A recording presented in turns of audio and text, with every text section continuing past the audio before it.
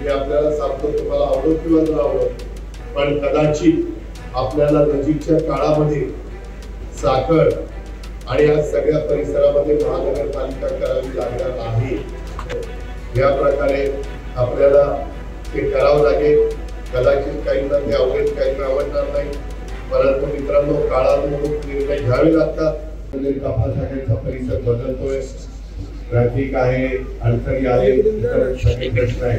आज जवळजवळ 5:30 वाजता इकडची सगळी पाहणी करण्याच्या सगळे अधिकारी घेऊन आलेलो होतो आणि आज बरेच गोष्टीच्या बद्दलचे निर्णय घेतले। आता मी अनेक अधिकाऱ्यांशी पण बोललेलो आहे आणि तुम्हाला नजीकच्या काळामध्ये तुमचा सहकारी, तुमच्या जिल्ह्याचा पालकमंत्री, राज्याचा अर्थमंत्री या नात्याने ह्याच्यातले प्रश्नांच्या करता मी आज Shekhar Singh, PCMC commissioner, PMRD commissioner Yogesh Vase, विभागीय आयुक्त कुरकुलवार, कलेक्टर, मुख्य कार्यकारी अधिकारी, एमआयडीसीचे राठोड, दुसरे वानखेडे, पीडब्ल्यूडीचे अतुल चव्हाण, महावितरणचे काकडे, कलम नॅशनल हायवेचे, असं मित्रांनो अनेक अधिकाऱ्यांना मी तिथं बोलवलेलं होतं आणि त्यांना काय सूचना द्यायच्या, एमआयडीसीने काय करायचं, पीडब्ल्यूडीने काय करायचं,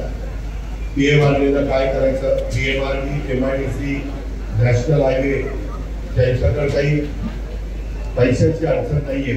पीडब्ल्यूडीला जो काही निधी लागणार आहे, मला आता तळेगाव ते साखर शिक्रापूर, तर पहिल्या टप्प्यामध्ये तळेगाव ते साखर हा रस्ता हा साधारण 6 लेन करण्याचं ठरवलेलं आहे आणि त्या प्रकारे टेंडर काढून त्यामध्ये काय होणार आहे, पुढं तो 6 लेन आता नाही केला तर त्याच्यावर तुम्हाला केला जाणार आहे आणि ते काम सुरू झाल्यानंतर पुन्हा ट्रॅफिकचा प्रश्न होईल।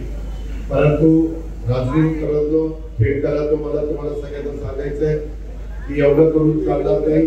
त्याच्यामध्ये अनेक आपल्या पिंपरी चिंचवडवरून आपल्या एमआयडीसी मध्ये येताना 2-3 फ्लायओव्हर करायच्या बद्दलच्या सूचना आणि या रोडला पर्यायी काही रस्ते मला काही माझ्या सहकारी मित्रांनी सुचवलेले आहेत, त्याबद्दल देखील मी त्याला मान्यता देण्याचं ठरवलेलं आहे आणि तशा पद्धतीनं वरिष्ठ अधिकाऱ्यांची पण मी सकाळी बोलून त्याच्याबद्दलचा निर्णय घेतलेला आहे आणि त्याच्यामुळं बरेच दिवसाचं लगेच काही ते होणार नाही, पण काही दिवसात तुम्हाला ह्याच्यात मार्ग निघालेला दिसेल। एमआयडीसीतले खड्डे आणि बाकीचे रस्ते आणि तिथले काही कामं होती ती पण वरची मंजुरीची अपेक्षा न करता ती मंजुरी मिळाली असं धरून त्यांना टेंडर काढायच्या सूचना दिलेल्या आहेत आणि अशा पद्धतीनं खूप तुम्ही त्रास सहन केलाय, तुम्ही सहनशीलता दाखवली। पूर्वीचा आपला खेडचा परिसर, राजगुरुनगरचा परिसर आणि त्याच्यानंतर झालेली आपली इंडस्ट्री, मी आपल्याला सांगतो, तुम्हाला आवडो किंवा न आवडो, पण कदाचित आपल्याला नजीकच्या काळामध्ये साखर आणि या सगळ्या परिसरामध्ये महानगरपालिका करावी लागणार आहे आणि महानगरपालिका केल्याशिवाय आपल्याला अधिकचा निधी आणि बाकीच्या ज्या काही रुंद रस्ते, अंडरग्राउंड ड्रेनेज, स्ट्रॉंग वॉटर जाण्याच्या करताची व्यवस्था, अशा अनेक बाबी असतात। त्याच्यामध्ये वर्ल्ड बँकेचे पैसे, जायकाचे पैसे आणता येतात, आपल्याकडं केंद्र सरकारचा निधी आणता येतो। या प्रकारे आपल्याला ते करावं लागेल।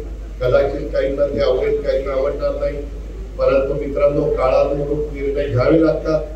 मी देखील राजकीय जीवनात गेले अनेक वर्ष काम करताना ठाणे जिल्ह्यामध्ये ठाणे महानगरपालिका एकटी होती, नंतर नवी मुंबई महानगरपालिका झाली, त्या जिल्ह्यात मीरा भाईंदर महानगरपालिका झाली, त्या जिल्ह्यामध्ये उल्हासनगर महानगरपालिका झाली, तिथं जवळच पूर्वी आता तो वेगळा तालुका झाला आहे, जिल्हा झाला पालघर, पण वसई विरार महानगरपालिका झाली, 6-7 महानगरपालिका झाल्या।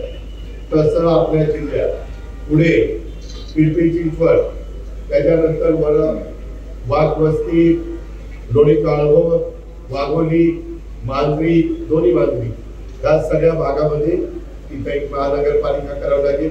फुरसुंगी औरळी देवाची तो सगळा परिसर एक महानगरपालिका. आपण नदी ओलांडून इकडं आलो म्हणजे पिंपरी चिंचवड मधलं की बाकीच्या भागामध्ये एक आपल्याला महानगरपालिका करावी लागेल. आणि एक महानगरपालिका आपल्याला हिंजवडी आणि तो सगळा वरचा परिसर आहे त्या भागामध्ये करावी लागेल. साधारण महानगरपालिका करण्याच्या करता 5 लाख लोकसंख्या असली की महानगरपालिका करता येते. तुम्हालाही सगळ्यांना ओळखेल या सगळ्या भागातली लोकसंख्या किती झाली. मी आता इथला साखरचा डीपी प्लॅन पण असीम कुमार गुप्ताकडे आलेला आहे. त्याला म्हटलं की तुम्ही मंजुरी द्या, मी एकनाथराव शिंदे सर्वांची मदत घेतो. अशा पद्धतीनं राज्याचे मुख्यमंत्री देवेंद्रजी पण आता येणार आहेत आणि ते मी आणि एकनाथराव असा आम्ही सगळे मिळून राज्याचा सर्वांगीण विकास करत असताना शिवशाहू फुले आंबेडकरांच्या महाराष्ट्रातला पुणे हा महत्वाचा जिल्हा देखील कुठं मागे राहू नये. त्याच्यामध्ये इथल्या स्थानिकांना पण रोजगार त्या ठिकाणी अडचणी येऊ नये मिळण्याच्या करता असे अनेक खूप निर्णय आज आम्ही चर्चेच्या निमित्ताने घेतलेले. आता तुमच्याशी बोलून मला जाता